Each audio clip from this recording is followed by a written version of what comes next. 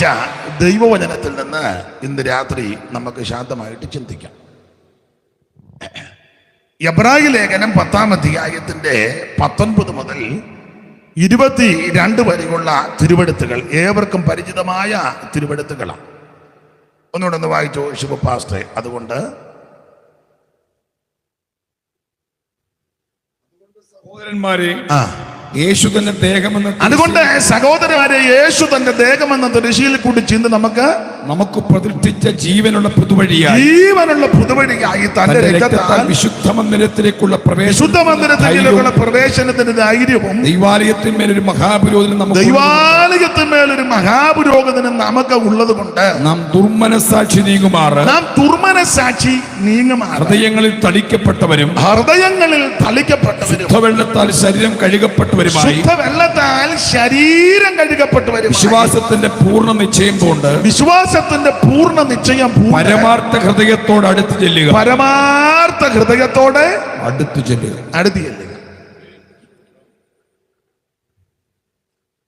ഒരു ആഹ്വാനത്തോടെ ആ വാക്യം നടത്തുന്നത്. പരമാർത്ഥ ഹൃദയത്തോടെ അടുത്ത് ചെല്ലുക. അപ്പൊ അടുത്ത് ചെല്ലുക അല്ലെങ്കിൽ അടുത്ത് വരിക എന്നുള്ള പ്രയോഗം വരുമ്പോൾ ഓർക്കണം, ഇത് എഴുതുന്ന സമയത്ത്, ഈ പറയുന്ന സമയത്ത് ഇവരെല്ലാം എവിടെ നിൽക്കുക? അകന്ന് നിൽക്കുക. അപ്പൊ അകന്ന് നിൽക്കുന്നവരോടാ പൗലോസ് പറഞ്ഞത്, ഇനി അകന്ന് നിൽക്കരുത്, നിങ്ങളെല്ലാം ഇനി അടുത്ത് വരാൻ. ഈ ചിലരെ യോഗം വെച്ചാൽ ചിലര് പോവുകയല്ല. നേരത്തെ അവരുടെ സഭയിൽ പറയല്ല, അവരാ യോഗം വെക്കുന്ന അങ്ങോട്ടാരും മിണ്ടുന്നില്ല. മിണ്ടുകാലെന്ന് എനിക്കറിയാം. സ്തോത്രം. ഇവര് പിന്നെ അകന്ന് നിന്ന് ഇത് വീക്ഷിക്കും. ശബ്ദമുണ്ട്, ആ ശബ്ദം കേൾക്കുന്ന അറ്റത്ത് പോയി നിൽക്കുകയേ ഉള്ളൂ, അന്നങ്ങോട്ട് അടുക്കുകയല്ല. ചെല്ല് പിന്നെ അവിടെ ഇവിടെയൊക്കെ മാറി നിന്ന് കേൾക്കും. അപ്പൊ അങ്ങനെയുള്ളവരോട് ഇന്ന് രാത്രി വചനത്തിൽ കൂടെ പറയാ, അവിടെ എവിടെ നോക്കി നിൽക്കാതെ ഞാൻ അടുത്ത് വരാൻ. എല്ലാവരും അടുത്ത് വരണം. അതെ, ഇന്ന് രാത്രി അല്പസമയങ്ങൾ നമുക്ക് വചനത്തിൽ നിന്ന് ശാന്തമായിട്ടൊന്ന് ചിന്തിക്കാം. കഴിഞ്ഞ 2 രാത്രിയിലും അഭിഷിക്തന്മാരിൽ കൂടി ശക്തിയേറിയ ആലോചന ദൈവം അറിയിക്കുകയുണ്ടായി. എബ്രായ ലേഖനം 10-ാം അധ്യായത്തിന്റെ 19 മുതലാണ് വായിച്ചത്. വേദപുസ്തകത്തിലെ ലേഖനങ്ങളിൽ വളരെ എടുത്തു പറയത്തക്ക ഒരു ലേഖനമാണ് എബ്രായ ലേഖനം. ഇത് വർഷങ്ങള് പഴക്കമുള്ള സഭയായതുകൊണ്ടും വിശ്വാസികൾ പഴക്കമുള്ളവരായതുകൊണ്ടൊക്കെ നിങ്ങൾക്ക് ഇതിനെപ്പറ്റി നല്ല തിട്ടം കാണും. അതുകൊണ്ട് അധികം വിവരിക്കുന്നില്ല. ഈ എബ്രായ ലേഖനത്തിന് വേദപുസ്തകം പഠിക്കുന്നവര് കൊടുത്തിരിക്കുന്ന വേറൊരു പേര് പുതിയ നിയമത്തിലെ ലേവ്യ പുസ്തകമല്ല. പുതിയ നിയമത്തിലെ ലേവ്യ പുസ്തകം. കാരണം പെരുന്നാളുകള്, യാഗങ്ങൾ, പഴയ നിയമ ദൈവാലയം, യഹൂദന്റെ ദൈവാലയം, ദൈവാലയത്തിനകത്തുള്ള ഉപകരണങ്ങൾ, ആരാധനകളുടെ ക്രമം, ചട്ടം, വിധി, ശുദ്ധീകരണ പ്രക്രിയ, അതിന്റെ പ്രത്യേകതകൾ, ഇതെല്ലാം പഴയ നിയമത്തിലെ ലേവ്യ പുസ്തകവും പുറപ്പാട് പുസ്തകവും എല്ലാം അതിൽ നിന്നെല്ലാം കൂടെ ചേർത്ത് കോർത്ത് ഈ പുസ്തകത്തിൽ ചെലുത്തിയിട്ടുണ്ട്. അതുകൊണ്ട് വേദപഠിതാക്കളിൽ ചിലര് ഈ എബ്രായ ലേഖനത്തിന് കൊടുത്തിരിക്കുന്ന ഒരു വിശേഷണ പദം പുതിയ നിയമത്തിലെ ലേവ്യ പുസ്തകമാണ്. കാരണം ഉത്സവങ്ങളും പെരുന്നാളുകളും എല്ലാം അതിൻ്റെ ചട്ടങ്ങളും വിധികളും പ്രമാണങ്ങളും എല്ലാം ലേവ്യ പുസ്തകത്തിലുണ്ട്. അപ്പോൾ വളരെ ഈടുറ്റ ഒരു പുസ്തകമാണ് എബ്രായ ലേഖനം. ഈ എബ്രായ ലേഖനം പൗലോസ് എഴുതിയത് അല്ലെന്ന് വാദിക്കുന്ന, ശഠിക്കുന്ന ചിലരുണ്ട്. ഇത് അപ്പൊല്ലോസ് എഴുതിയെന്നും ബർന്നബാസ് എഴുതിയെന്നും അക്കിലാവും പ്രിസ്കില്ലയും കൂടെ ചേർത്തെഴുതിയെന്നും ആദിമ പിതാക്കന്മാർ, സഭാപിതാക്കന്മാർ ചിലര് എഴുതിയെന്നും ഇങ്ങനെയൊക്കെ ഒത്തിരി വാദഗതികളുണ്ട്. എന്നാൽ ഈ എബ്രായ ലേഖനം നന്നായി പഠിക്കുന്ന ഒരു വേദപഠിതാവിന് ബോധ്യപ്പെടും, മറ്റ് ലേഖനം കൂടെ ചേർത്ത് പഠിച്ചാൽ ഇത് ധന്യനായ പൗലോസിനാൽ എഴുതപ്പെട്ട ലേഖനം. കാരണം ഇതിൽ ഈ അധ്യായങ്ങളെ, അധ്യായത്തിന്റെ ഘടനകൾ, പഴയ നിയമത്തിലെ പ്രവചന സൂക്തങ്ങൾ, ന്യായപ്രമാണത്തിലെ വാക്യശകലങ്ങൾ, ഇതെല്ലാം കൂടി എടുത്ത് ചേർത്ത് കോർത്ത് ഇണക്കി പുസ്തകത്തിൽ ചേർത്ത് ചെലുത്തിയിരിക്കുന്നത് കൊണ്ട് ന്യായപ്രമാണത്തെ പറ്റി അഗാധ പാണ്ഡിത്യമില്ലാത്ത ഒരുവന് ഇതെഴുതുവാൻ അസാധ്യമാണ്. അങ്ങനെയെങ്കിൽ ഹില്ലേലിന്റെ കൊച്ചുമകനാകുന്ന ഗമാലിയലിന്റെ പാദപീഠത്തിൽ ഇരുന്ന് ന്യായപ്രമാണത്തിന്റെ എല്ലാ കാര്യങ്ങളും വളരെ വസ്തുനിഷ്ഠമായി വളരെ കൃത്യമായി കൃത്യത്തിന് പഠിച്ച് പ്രാപിച്ച ധന്യനായ പൗലോസിനാൽ എഴുതപ്പെട്ട ലേഖനമാണ് എബ്രായ ലേഖനം. അതങ്ങനെ തന്നെ, തർക്കമൊന്നും വേണ്ട. പിന്നെ നമ്മള് ഉടക്കണ്ട, ആരെങ്കിലും എന്തെങ്കിലും പറഞ്ഞാൽ അതിലെ അങ്ങ് പൊക്കോളൂ, ഉടക്കമൊന്നും വേണ്ട. എബ്രായ ലേഖനം ധന്യനായ പൗലോസിനാൽ എഴുതപ്പെട്ട ലേഖനം. ഇനി ഈ എബ്രായ ലേഖനം എഴുതുവാനുള്ളതിന്റെ പ്രധാനപ്പെട്ട കാരണങ്ങളിൽ ഒരു കാരണം, എബ്രായ വിശ്വാസികൾ ഈ മാർഗത്തിൽ വന്നു. ഏത് മാർഗം? ക്രിസ്തുമാർഗം എന്ന് പറഞ്ഞാൽ ക്രിസ്തുവിനെ അനുഗമിക്കുവാൻ, ക്രിസ്തുവിനെ ആരാധിക്കുവാൻ, ക്രിസ്തുവിനെ സേവിപ്പാൻ, ക്രിസ്തുവിനെ സ്നേഹിപ്പാൻ ക്രിസ്ത്യാനിയായി തീർന്നെന്നർത്ഥം. അപ്പൊ അങ്ങനെ ഈ ക്രിസ്ത്യാനി എന്ന് പറഞ്ഞാൽ അത് ആദ്യം ചിന്തിക്കണം. സ്തോത്രം. നമ്മൾ പറയുന്ന എല്ലാവരും ക്രിസ്ത്യാനിയൊന്നും അല്ല. വേദപുസ്തകത്തിന്റെ വെളിച്ചത്തെ പറയാം, ശരിയായ ക്രിസ്ത്യാനി രക്ഷിക്കപ്പെട്ട് സ്നാനപ്പെട്ട് ആത്മസ്നാനം പ്രാപിച്ച് വേർപാട് പാലിച്ച് വിശുദ്ധ ജീവിതം നയിക്കുന്ന ദൈവ പൈതല ക്രിസ്ത്യാനി. അല്ലാത്ത ഒന്നും ക്രിസ്ത്യാനി അല്ല. അല്ലാത്തതെല്ലാം ജാതികളാ.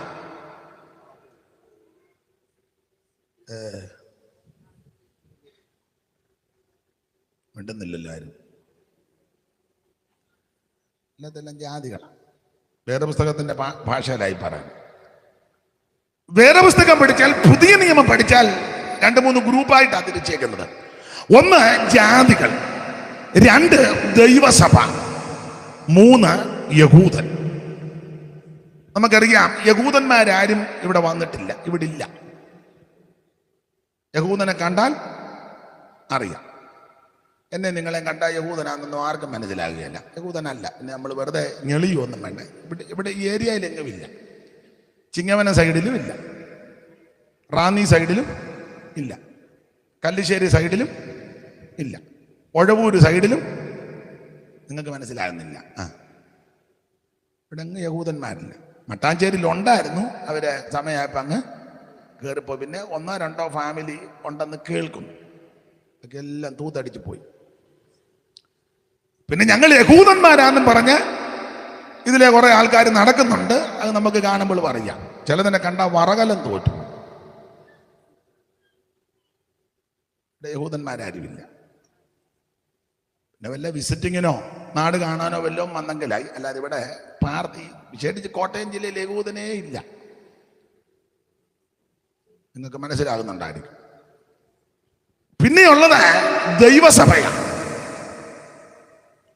ദൈവസഭ എന്ന് പറഞ്ഞാൽ നമ്മുടെ ഈ ബോർഡല്ല, അത് നമ്മളൊരു സംഘടനയായിട്ട് നിൽക്കുന്നതുകൊണ്ട് ബോർഡ് വെച്ചേക്കുന്നതാ. അതല്ല, രക്ഷിക്കപ്പെട്ടവരുടെ കൂട്ടമാണ് ദൈവസഭ.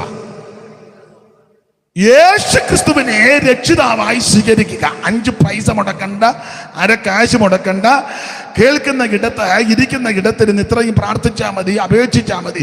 യേശുവേ, ഞാനൊരു പാപിയാ, എൻ്റെ പാപത്തിന്റെ പരിഹാരത്തിന് അങ്ങ് മരിച്ചുവെന്ന് വിശ്വസിക്കുന്നു.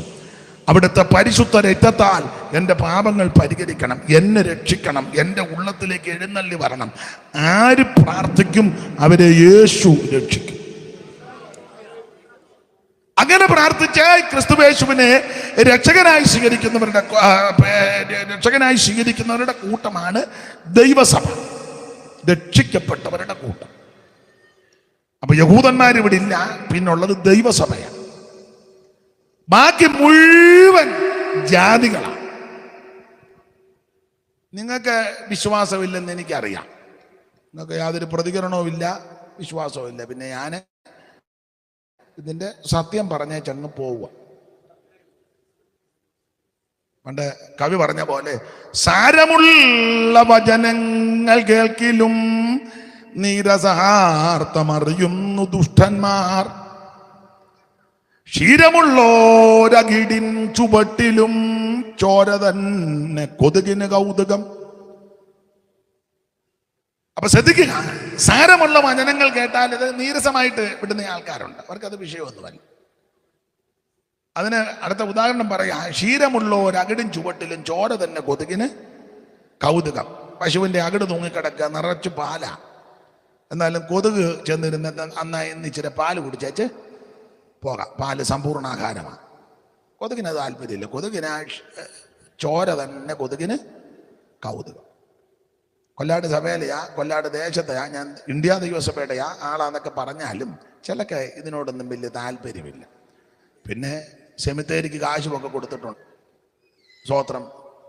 പരുത്തമ്പാറ ഒരു സെല്ലും ഉണ്ട്. അടുത്ത ദിവസം അന്നേ ശ്വാസം മുട്ടലും മിമ്മിഷ്ടമുണ്ട്. പിന്നെ ഇനി വേറെ സഭയിൽ ചെന്നാൽ ആരും അങ്ങനെ എടുക്കുകയേ ഇല്ല. കാരണം ഇവിടെ ഉടക്കുണ്ടാക്കുന്ന പുള്ളിയാണെന്ന് നാട്ടുകാർക്ക് പൊതുവെ ഒരു ധാരണയുണ്ട്. അപ്പം അതുകൊണ്ടൊക്കെ എന്നാൽ പിന്നെ ചാകുന്നനം വരെ ഇവിടെ തന്നെ മിണ്ടുന്നില്ലല്ലോ, കൂടി അങ്ങ് പോകുന്നതായിരിക്കും നല്ലത്.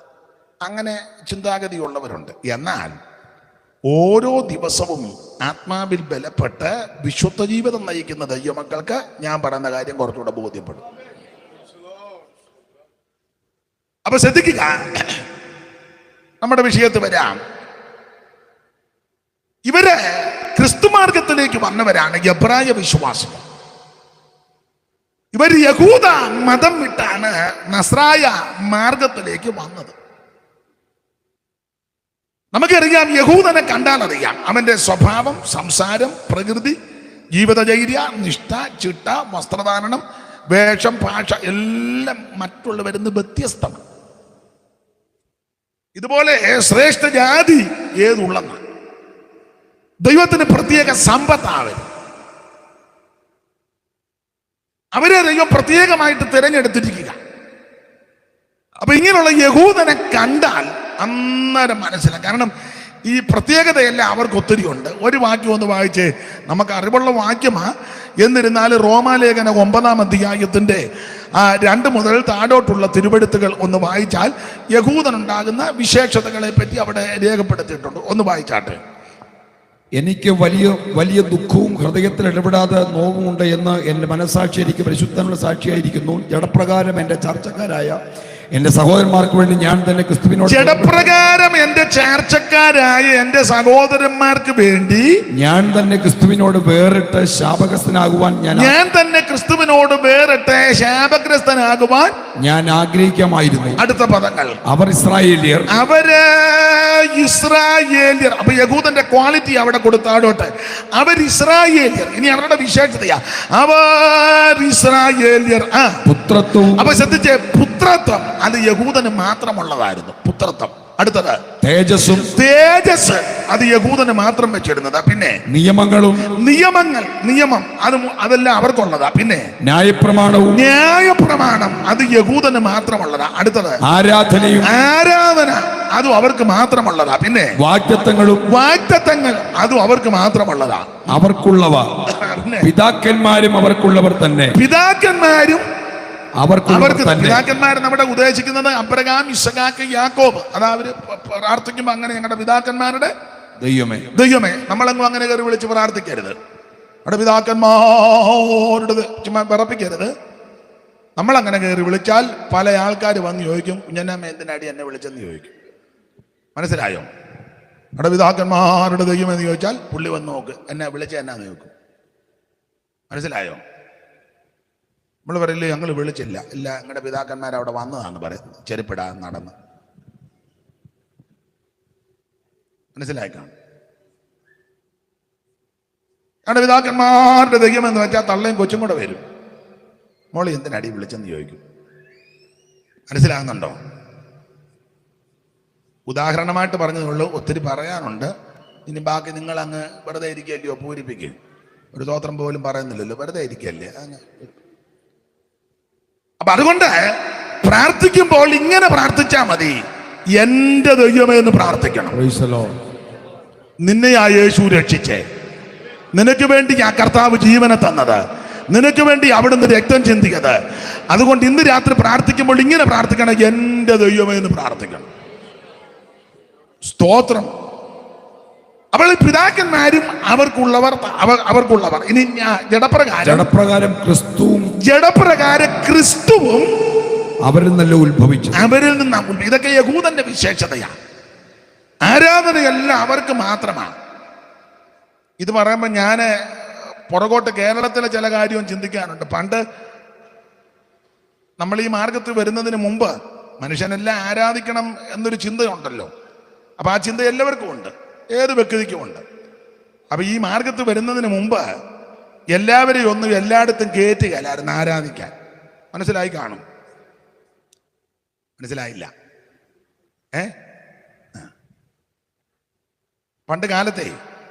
പണ്ട് കാലത്ത് എല്ലാ വിഭാഗക്കാരെയും ക്ഷേത്രങ്ങളിലൊന്നും കയറ്റുകയല്ല. പിന്നെ അത് കഴിഞ്ഞൊക്കെ ആ ക്ഷേത്ര പ്രവേശന വിളംബരം നടത്തിയത്. ക്ഷേത്രം ഇരിക്കുന്നതിൻ്റെ ആ റോഡിൽ കൂടെ പോലും പോകാൻ ഒക്കുകയല്ല. പേരും ഒന്നും ഞാനിപ്പോൾ പൊതുവെ പറയുന്നില്ല. ഒരു വലിയ പ്രമാണിയെ ഈഴവ വിഭാഗത്തിൽപ്പെട്ട ഒരാള് കൊണ്ടുപോവുക. പുള്ളിയുടെ വണ്ടിയല്ല. അപ്പം വണ്ടി ആ ക്ഷേത്രത്തിൻ്റെ അടുത്തെത്തിയപ്പോൾ പുള്ളി പറഞ്ഞെന്നാ അങ്ങോട്ട് പോകുക, ഞാൻ നടന്നു വന്നേക്കാന്ന്. കാരണം പുള്ളി അതിലേ പോകാൻ ഒക്കുകയല്ല എന്ന് പറഞ്ഞാൽ ഈഴവ വിഭാഗത്തിൽപ്പെട്ടവർക്ക് പോലും വന്ന് വലിയ വലിയ ക്ഷേത്രങ്ങളുടെ അകത്ത് കയറാനോ അങ്ങോട്ട് ചെല്ലാനോ ഒക്കുകയല്ല.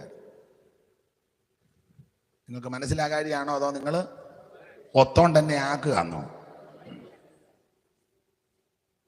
ഓരോ ജാതിക്കാർക്ക് ഇത്ര അടി ദൂരം നടക്കണം. ശബ്ദം ഉണ്ടാക്കുമ്പോഴേ അടുക്കാൻ ഒക്കുകയല്ല. ഇപ്പോഴും ചില സ്ഥലങ്ങളിൽ ചിലരെ കയറ്റത്തില്ലല്ലോ. കയറുമെന്നൊക്കെ പാടി നടക്കുന്നുണ്ട്. ഞാൻ അവിടെ കയറും, ഒരു ദിവസം പോകും. അതൊന്നും നടക്കുന്ന കേസല്ല. മതിലിൻ്റെ കൂടെ പാടി നടക്കാന്നല്ലാതെ നടക്കുന്ന കേസല്ലത്. എന്തുവാ അങ്ങോട്ട് എല്ലാവരും പോകുന്നു?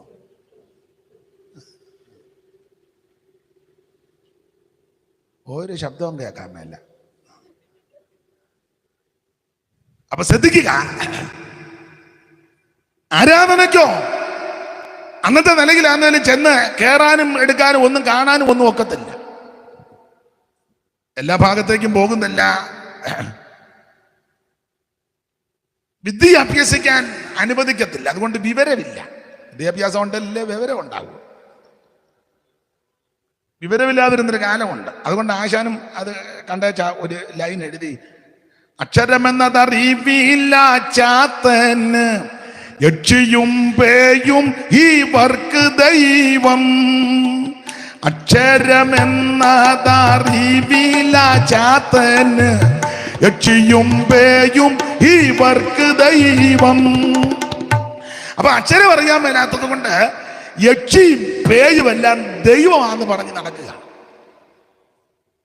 അങ്ങനെ ഇരുന്ന കാലത്താ ദൈവിക ദർശനം പ്രാപിച്ച മിഷണറിമാര് ഈ നാട്ടിൽ വന്ന് ചാത്തനെ കണ്ടെത്തി നിന്ന് വലിച്ചു കയറ്റി കാളയുടെ കൂടെ വെച്ച് ഒഴുകായിരുന്നു. സായിപ്പ് കുതിരവണ്ടിയെ പോയപ്പോൾ ഇനി വരാൻ പറഞ്ഞു. കണ്ടത്തിലെ കാളയ്ക്കൊപ്പം പൂട്ടിക്കൊണ്ടിരുന്ന പുള്ളിയെ പിടിച്ച് സായിപ്പ് അങ്ങ് കൊണ്ടുപോയി അക്ഷരമെല്ലാം പഠിപ്പിച്ചു. അക്ഷരം നന്നായിട്ട് പഠിപ്പിച്ചു. സായിപ്പിന് വരുന്ന ബുദ്ധിമുട്ട് അക്ഷരം പഠിപ്പിച്ചപ്പം ചാത്തന് വിവരമുണ്ടായി, ബോധമുണ്ടായപ്പം പുള്ളി ഈ പുസ്തകം ഇങ്ങനെ വായിച്ചപ്പം എഴുതിയിരിക്കുന്നു, ആദിയിൽ ദൈവം ആകാശവും ഭൂമിയും. അപ്പൊ ചാത്തന് മനസ്സിലായി യക്ഷിയും പേയും ഒന്നും അല്ല ദൈവം, ജീവനുള്ള ഒരു ദൈവമുണ്ട്. വിവരം ഉണ്ടായത് കണ്ടോ? അതുണ്ടാകാതിരിക്കാനാ പറഞ്ഞ് മിണ്ടിപ്പോകരുത്. സംസ്കൃതം എങ്ങാനും പറഞ്ഞാൽ നിന്റെ നാവ് പിഴുതെടുക്കും. സംസ്കൃതം ഒന്നും വേണ്ട, മലയാളം പോലും പഠിക്കാൻ അനുവദിക്കുകയാണ്. പള്ളിക്കൂടത്തിൽ ഒരു കൊച്ചനെ കയറ്റിയെന്ന് പറഞ്ഞാൽ ആ പള്ളിക്കൂടത്തിന് തീ വെച്ചത്. പുല്ലാട് തിരുവനന്തപുരത്ത് ഒരു പഞ്ചമി എന്ന് പറയുന്ന ഒരു കൊച്ചിനെ കയറ്റി പള്ളിക്കൂടത്തിന് അങ്ങ് തീ വെക്കുക. നെടുക നടന്നങ്ങ് തീ വെക്കുക. അങ്ങനെ പൊരുതി പോരാടി. അപ്പൊ ഈ അക്ഷരം നമ്മളെ പഠിപ്പിച്ച് അത് പഠിച്ചത് കൊണ്ട് വിവരം ഉണ്ടായി. വിവരം വെച്ചപ്പോൾ ഈ പുസ്തകം വായിക്കാനിടയായി. ഇത് വായിച്ച മനസ്സിലായി ഒന്നുമല്ല ഇതെല്ലാം മതപരമാ. ഒരു ദൈവമുണ്ട്, സകലത്തെയും സൃഷ്ടിച്ചൊരു ദൈവമുണ്ട്, സകലത്തെ നിയന്ത്രിക്കുന്ന ദൈവം, സകലരെയും പരിപാലിക്കുന്ന ഒരു ദൈവമുണ്ട്, ഒരു ജീവനുള്ള ദൈവമുണ്ട്, സത്യദൈവമുണ്ട്, ഏകദൈവമുണ്ട്, നിത്യദൈവമുണ്ട്. ഈ ബോധം നമുക്കുണ്ടായി അതിന്റെ ഭാഗം അങ്ങ് വിടുക.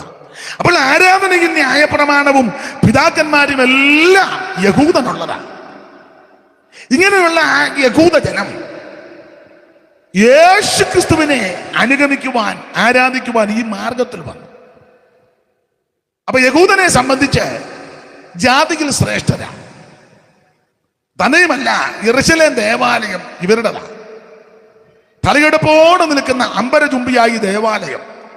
നമുക്കറിയാം 3 ഭാഗങ്ങളാണ്: പ്രാകാരം, വിശുദ്ധ സ്ഥലം, അതിപരിശുദ്ധ സ്ഥലം.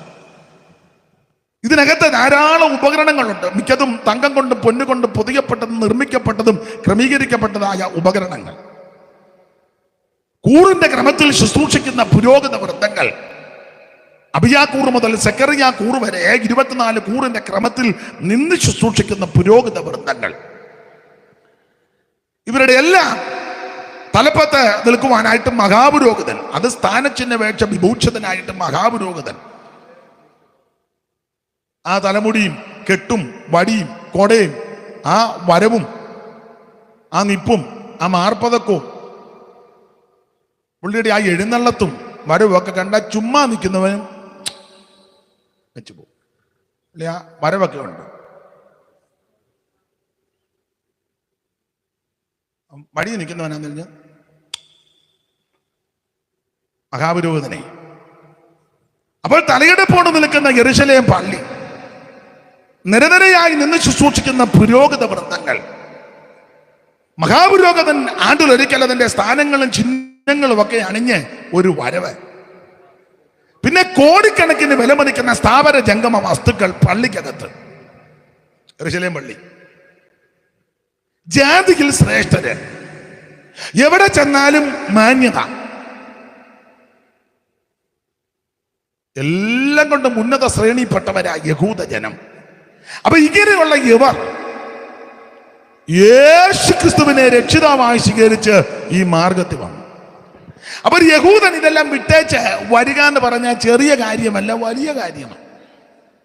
ജാതികളുടെ ശ്രേഷ്ഠത, അമ്പരചുംബിയായ യെരൂശലേം പള്ളി, തന്നെയുമല്ല അതിനോട് ചുറ്റുപാട് നിൽക്കുന്ന ഈ പല കാര്യങ്ങൾ, കോടിക്കണക്കിന് വിലമതിക്കുന്ന സ്ഥാപനജംഗമ വസ്തുക്കൾ, പുരോഹിത വൃന്ദങ്ങൾ, അതിൻ്റെ കാര്യങ്ങൾ, ഇതെല്ലാം വിട്ടേച്ച് വരിക ചെറിയ കാര്യമല്ല, വലിയ കാര്യമാണ്.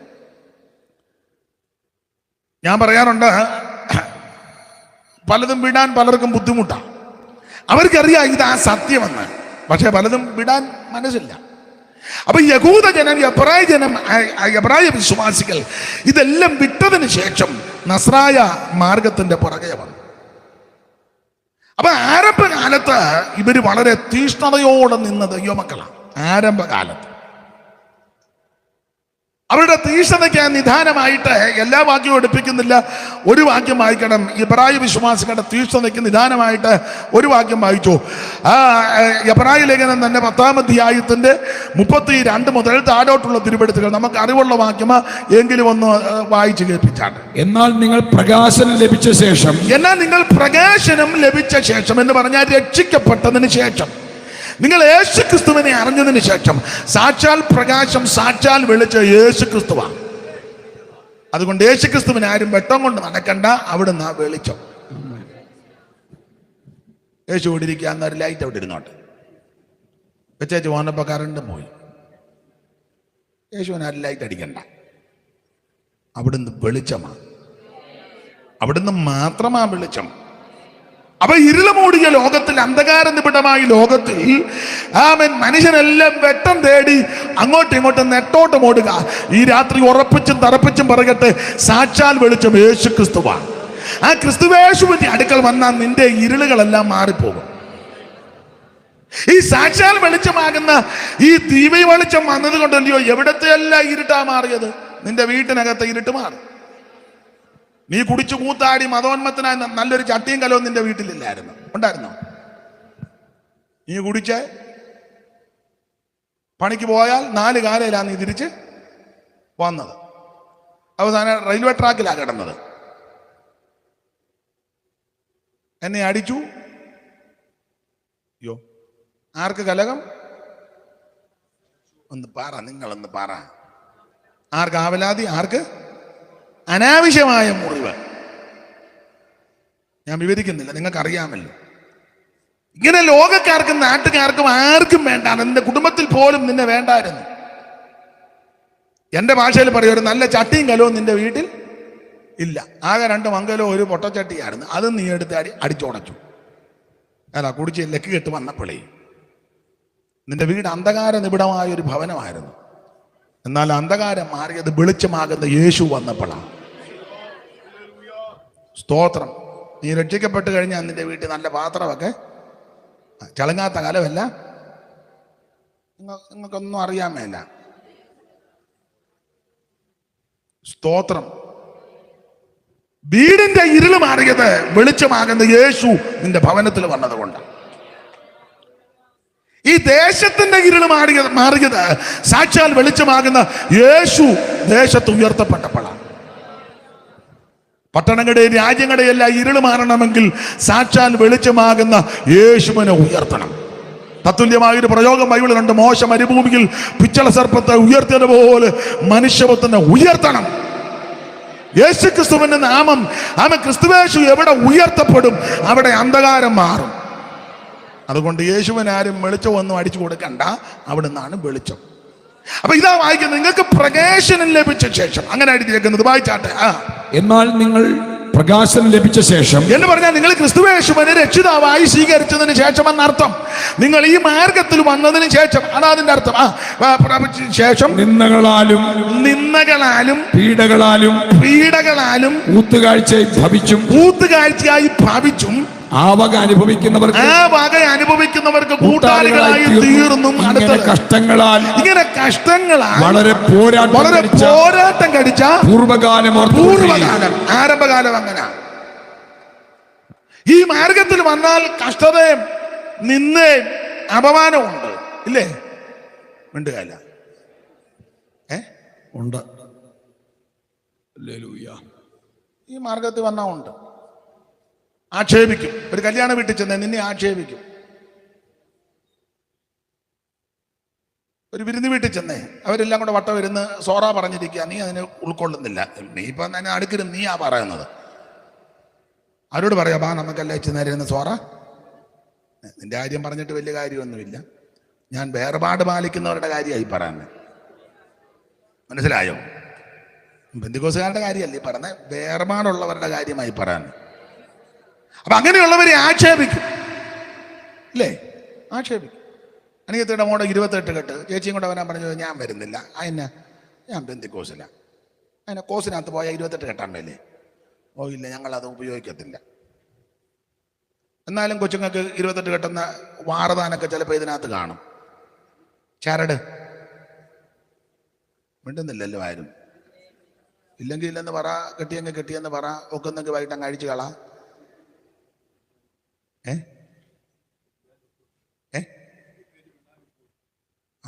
ഞാൻ വേണ്ട.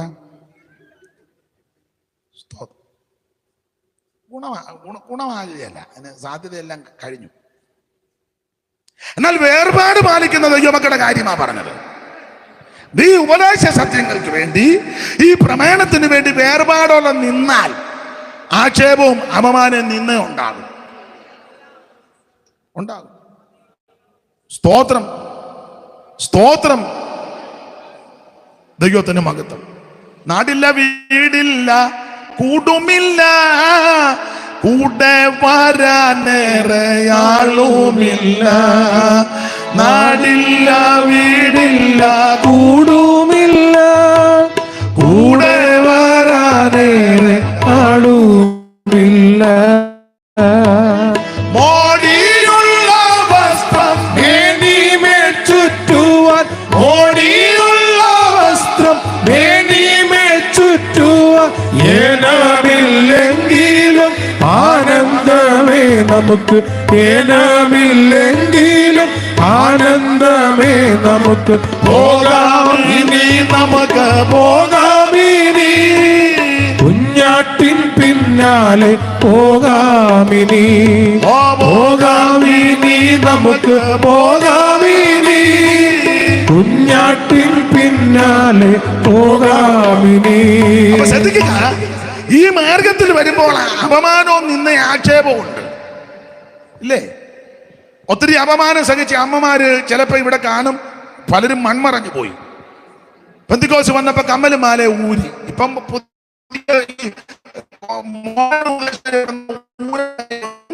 പട്ടണം വിളിച്ച് പ്രസംഗിപ്പിച്ചേക്കരുത്. ഭ്രാന്ത് പിടിച്ചവനല്ല. ഇത് പെന്തിക്കോസാ. സ്തോത്രം. പട്ടുപിടിച്ചവൻ ഒത്തിരി ഉണ്ട്. നമ്മൾ പറയും പയ്യൻ അത് നമ്മുടെ പഴയ പാസ്റ്ററുടെ മോന, അവന്റെ ഭ്രാന്താ എന്നല്ലാതോ. എടാ, ഇതിന് വില കൊടുത്തവരുണ്ടെന്ന്. കമ്മലും മാല ഊരിയെന്ന് പറഞ്ഞ് ഇടി കൊണ്ട് ഊപ്പാട് വന്ന അമ്മയുണ്ടെന്ന്. അന്നേരം ആ വട്ടം കയറി പറയുന്ന ഊരുണ്ടെന്ന്. അതിനെയൊന്നും സഭയ്ക്കകത്ത് കയറ്റിയേക്കരുത്. എന്നെ ഇങ്ങനെ സൂക്ഷിച്ചു നോക്കുന്നേ. വട്ടന്മാരൊത്തിരി ഉണ്ടെന്ന്. സ്തോത്രം. മിന്നി പൊട്ടിച്ചെന്ന് പറഞ്ഞ് ഇടികൊണ്ട് എത്ര അമ്മമാരുണ്ട്. എനിക്കറിയാം, ഞങ്ങളുടെ കുഞ്ഞാക്കച്ചമ്മയുണ്ട്. പെന്തിക്കോസ് വന്നു, ആഭരണം അങ്ങ് ഊരി. വീട്ടിൽ ചെന്നപ്പോൾ ഇടിച്ചു. അവരാച്ച നല്ല ഇടിയായിരിക്കുന്നത്. അപ്പൊ കൊച്ചമ്മ എന്നോട് പറഞ്ഞാൽ, ഞാൻ അന്ന് 10-60 കിലോ ആണ് അച്ഛൻ, അന്ന് 19 കിലോ ഉണ്ട്, 80 കിലോയുടെ ഇടിയാ ഞാൻ. എന്ന് ഇടിയാ, ഇടടി എന്ന് പറഞ്ഞാ ഇടിക്കുന്നത്. ഏതാ പിന്നെ അച്ഛൻ പറഞ്ഞ എൻ്റെ ജീവൻ പോയാ ഇടുകയെന്ന് പറഞ്ഞു. അവസാനം വന്ന സംഭവം കൂടെ പറയാ. ഇടിച്ച അവറാച്ചൻ ഇതിനകത്ത് വന്നു, ഒച്ചമ്മ കിട്ടില്ല. ഈ മാർഗം അങ്ങനത്തെ മാർഗമാണ്. ഇതിനകത്ത് വാക്യം എങ്ങനെയാ? നീ അവരുടെ പക്ഷം ചേരുകയല്ല, അവർ നിന്റെ പക്ഷം ചേരുക. Praise the Lord. അപ്പൊ അപമാനവും ആക്ഷേപവും ഒക്കെ ഉണ്ടാകും. പണ്ടൊക്കെ അങ്ങനെയല്ലേ? പെന്തിക്കോസുകാർ സഹോദരന്മാര് മീശ പഠിക്കും. ഇപ്പൊ അവൻ സഭായത്തിന് വന്നിരുത്ത് ഞെരടുക. അവൻ ആ സെക്രട്ടറി.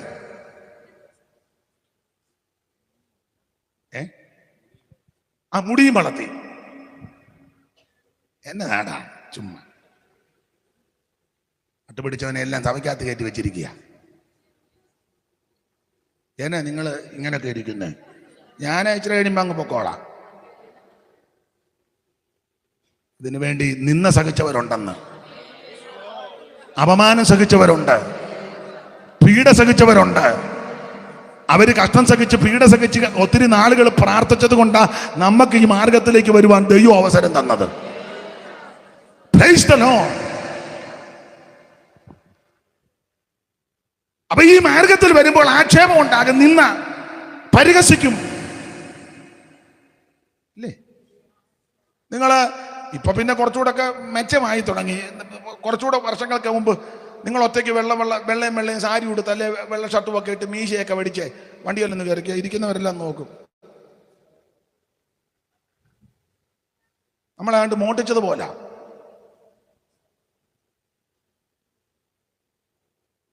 മൂന്ന് പേരിക്കുന്ന സീറ്റിലാണെങ്കിൽ 2 പേരേ ഉള്ളൂ. നമ്മളോട് ഇരിക്കാൻ ചിലപ്പോൾ ഇരിക്കുന്ന ഒന്നുകൂടെ അങ്ങ് നമ്മളെ ഇരുത്താതിരിക്കാന്.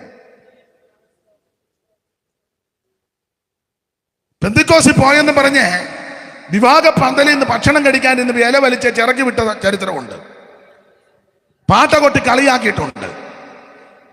ചാണകം തളിച്ച് ചാണകവെള്ളം തളിച്ചിട്ടുണ്ട്. വസ്തു ഭാഗോടമ്പടി ചെയ്തപ്പോൾ 1 സെന്റ് ഭൂമി പോലും കൊടുത്തിട്ടില്ല. സ്തോത്രം. എന്തും വേണ്ട ഉപദ്രവങ്ങളേറ്റ ഭക്തന്മാർ. ഇപ്പോഴത്തെ പിള്ളേരോട് പറഞ്ഞാൽ ഇതൊന്നും മനസ്സിലാകുകയല്ല. അവനിപ്പോൾ ഇച്ചിരി കാശുണ്ട്, ഒരു മൊബൈലും കയ്യിലുണ്ട്, ഇവനോടൊക്കെ ഇതാണ് ബ്രഹ്മലോകം. സ്തോത്രം. നല്ല ഇതിന് വില കൊടുത്തവരുണ്ട്. ദൈവത്തിന് മഹത്വം. അപ്പൊ ആരംഭകാലത്ത് വളരെ നിന്ദയും അപമാനവും ആക്ഷേപവും പരിഹാസവും സഹിച്ച ഈ വേലയ്ക്ക് ചുമല് കൊടുത്തത്. അപ്പൊ എബ്രായ വിശ്വാസികൾ ഒരിക്കൽ പ്രകാശനം ലഭിച്ച ശേഷം നിന്ദകളാലും പീഡകളാലും കൂത്തുകാഴ്ചയായി ഭവിച്ചും ആവക അനുഭവിക്കുന്നവർക്ക് ായി തീർന്നു. ഇങ്ങനെ കഷ്ടങ്ങളാൽ വളരെ പോരാട്ടം കഴിച്ച പൂർവകാലം എന്ന് പറഞ്ഞ ആരംഭകാലം. ഈ നാട്ടിലും അങ്ങനെ. ഞാൻ എപ്പോഴും പറയാറുണ്ട്, നിങ്ങളെ യോജിക്കുമോന്നൊന്നും അറിയത്തില്ല. ആ ഇന്ത്യ ദൈവസഭയായതുകൊണ്ട് ഞാൻ അങ്ങനെ പറയാം, ദൈവസഭയായതുകൊണ്ടാണ്. ആ കുക്ക് സാഹിബ് ഇവിടെ വന്ന് എന്ത് കഷ്ടം സഹിച്ചു, എന്ത് കഷ്ടം സഹിച്ചു. പഴമക്കാർ പറഞ്ഞു കേട്ടിട്ടുണ്ട്, നമ്മുടെ ഒരു വീട്ടിൽ ചെന്നപ്പം, ഇന്നത്തെ കാലമല്ലേ, കപ്പ പുഴുങ്ങിയത് കൊടുത്തു. വേറെ മീനും ഇറച്ചി ഒന്നും കൊടുക്കാൻ പരുവോ ഇല്ല. പിന്നെ അന്നത്തെ അമ്മ കാന്താരി പറിച്ച് അടച്ചോറ്റിപ്പലക വെച്ച് ഉടച്ചു. സായിപ്പ് കപ്പക്കിഴങ്ങെടുത്ത് കാന്താരി നമുക്ക് ചെന്ന് ഊത്തലെടുത്ത് അങ്ങേരുടെ ഊപ്പാട് വന്നു. അപ്പൊ അദ്ദേഹം പറഞ്ഞെന്ന് പോലും ആ മരം ചുവടോടെ പുള്ളിയോടത്താണ്ട് വലിയ മരത്തെ നമ്മ പറിച്ചോണ്ട് വന്നത്. പുള്ളി പറഞ്ഞു, ഇത് നിൽക്കുന്ന ആ മരം ചുവടോടെ. നമുക്ക് രസകരമായി തോന്നുമെങ്കിലും എന്ത് ബുദ്ധിമുട്ടാണ്. നാരകത്താനി യോഗം നടക്കുമ്പോൾ ഒരു ധനാഢ്യന്റെ വീടിന്റെ മുറ്റത്താ യോഗം നടന്നുകൊണ്ടിരിക്കുമ്പോൾ മഴ പെയ്തു. അപ്പോൾ ഒരു വിഭാഗം ആൾക്കാര് ആ ധനാഢ്യന്റെ വീട്ടിലോട്ട് ഓടിക്കേറി. മഴയല്ലേ, ഓടിക്കേറി. സായിപ്പ് സ്റ്റേജിൽ നിൽക്കുക, സ്റ്റേജിൽ നിന്നും പറയാൻ ഒക്കുകയല്ല. ഒരു വിഭാഗം ആൾക്കാര് ധനാഢ്യന്റെ വീട്ടിലോട്ട് കയറി ഓടി മഴയത്ത്. ഒരു വിഭാഗം ആൾക്കാര് എരുത്തിലോട്ട് ചെന്ന് കയറി. കാലം ഓർക്കണം. അപ്പോൾ നടത്തിപ്പുകാർക്കൊരു ചിന്ത, സായിപ്പ് എങ്ങോട്ട് ചെന്ന് കയറും?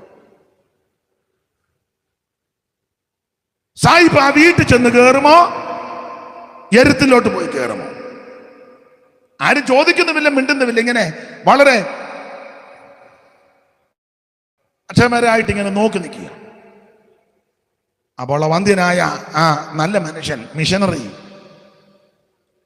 എരുത്തിലോട്ട് ചെന്ന് കയറി. അതാ പെന്തിക്കോസ്.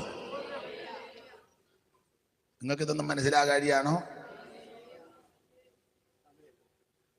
സ്തോത്രം. ഞാനോ നിങ്ങളോ ആയിരുന്നേലോ ആ വലിയ വീട്ടിൽ കയറിയവനോട് പറയും, ഇറങ്ങിപ്പോടാ, ഞാനിവിടെ വിട്ട് കയറാൻ പോവാ. അവരുടെയൊക്കെ ദർശനം വലുതാ. സ്തോത്രം. അപ്പൊ ഇങ്ങനെയൊക്കെ നിന്നേ അപമാനവും സഹിച്ച അവിടുന്ന് പിന്നെ നിങ്ങൾ ചരിത്രം പഠിക്കുന്നവർക്കറിയാം, നാരകത്താനിന്ന് രാത്രി റാന്തൽ വിളക്കം തൂക്കി സായിപ്പ് നടന്ന് കുമ്പനാട്ട് വന്നെന്നാ. അന്ന് വെള്ളിക്കര ചോദിയുടെ വീട്ടിലാ വന്ന് കയറിയത്. രാത്രി അവിടെ വന്ന് പാർത്തു. സ്തോത്രം. ഞാനിത് സൂചിപ്പിച്ച എന്താന്ന് ചോദിച്ചാൽ, അങ്ങനെ ഈ മാർഗത്തിന് വേണ്ടി നിന്നെന്നായി പറഞ്ഞത്. ഇടയ്ക്ക് ഒന്ന് രണ്ട് കാര്യം പറഞ്ഞതേ ഉള്ളൂ. ദൈവത്തിന് മഹത്വം. അപ്പോൾ ആരംഭകാലത്ത്, പൂർവ്വകാലം നിന്നയും അപമാനവും ആക്ഷേപവും പീഡയും പങ്കപ്പാടുമൊക്കെ സഹിച്ച ആ എബ്രായ വിശ്വാസികൾ ആരംഭകാലത്ത് ഈ മാർഗത്തിന് വേണ്ടി നിന്നത്. നമ്മളൊരു പഴയ പാട്ട് മിക്കപ്പോഴും പാടുമല്ലോ,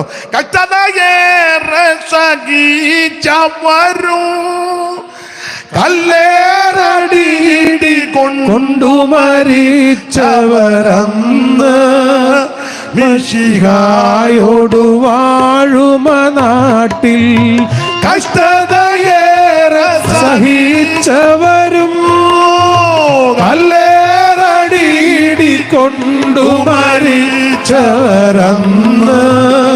മിശിഹായോടു വാഴുമ നാട്ടിൽ യേശു മഹോന്നതനെ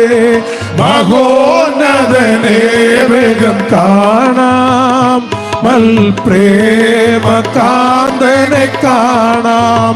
യേശു മഹോന്നതനെ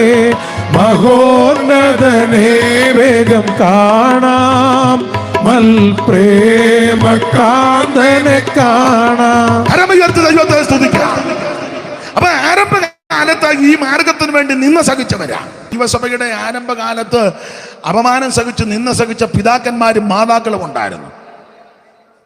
എൻ്റെ ഭാഷയെ ഞാൻ പറയാം, വയറ് നിറച്ചവര് പലരും ഭക്ഷണം പോലും കഴിച്ചിട്ടില്ല. വണ്ടി എന്നൊക്കെ എഴുതി വായിച്ചതല്ലാതെ വണ്ടി എന്നതാന്ന് പോലും അതുങ്ങൾക്ക്. ഇപ്പൊ നമുക്ക് 2 വീലർ ആന്നേലും അല്ലെ 3 വീലുള്ളതാന്നേലും 4 ആന്നേലും ദൈവം തന്നില്ലേ? സ്തോത്രം. കറണ്ട് ഒന്നും ഇല്ലായിരുന്നു പണ്ട്, പക്ഷെ ഒറ്റ യോഗം മുടക്കുകയില്ലായിരുന്നു. ആട്ടെ, ഞാൻ ഇടയ്ക്ക് കയറി പറഞ്ഞതുകൊണ്ട്. അപ്പൊ ആരംഭകാലത്ത് ഇവര് ഈ മാർഗത്തിന് വേണ്ടി തീഷ്ണതയോടെ നിന്നവരാ. അവിടെ തീഷ്ണതയ്ക്ക് നിദാനമായിട്ട് വേറൊരു വാക്യം കൊണ്ട് വായിച്ചു. 6-ാം അധ്യായത്തിന്റെ 8 മുതലുള്ള വാക്യം ഒന്ന് വായിച്ചാട്ടെ. എന്നാൽ പ്രിയമുള്ളവരെ, ഞങ്ങൾ നിങ്ങളെ കുറിച്ച് ഞങ്ങൾ ഇങ്ങനെ സംസാരിക്കുന്നുവെങ്കിലും നിങ്ങളെക്കുറിച്ച് ശുഭമേറിയതും രക്ഷയ്ക്ക് ഉതകുന്നതും വിശ്വസിക്കുന്നു. ദൈവം നിങ്ങളുടെ പ്രവൃത്തിയും വിശുദ്ധന്മാരെ ശുശ്രൂഷിച്ചതിനാലും